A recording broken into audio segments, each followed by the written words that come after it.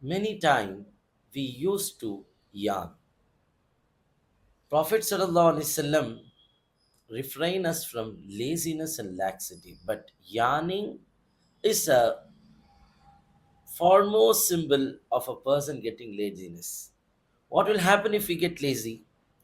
We can't do anything.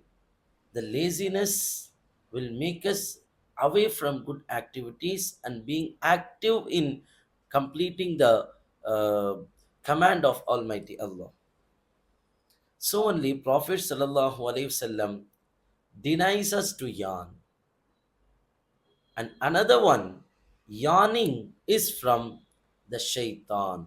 Prophet says in the hadith, At-tathawubu mina shaitan. Yawning is coming from shaitan to give you the laziness and making you away from Almighty Allah. And the yawning during the prayer, that is such a very bad thing, which shaitan makes again and again.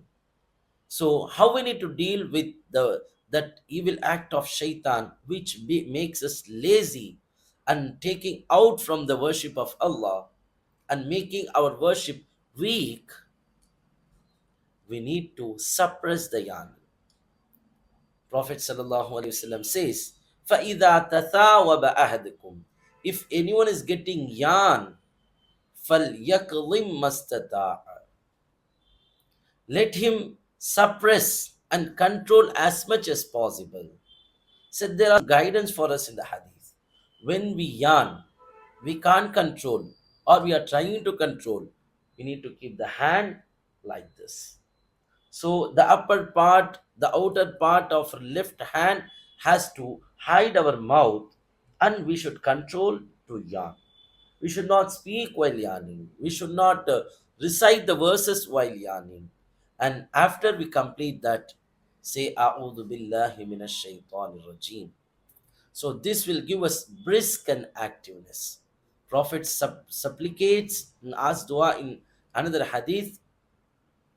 وَمِنَ اللهم إني أعوذ بك من العجز والكسل.